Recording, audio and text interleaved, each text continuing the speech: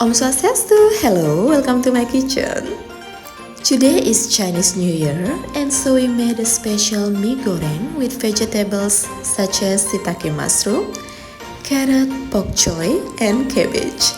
This is one of my family favorite. I like adding big red chilies for color and extra flavor.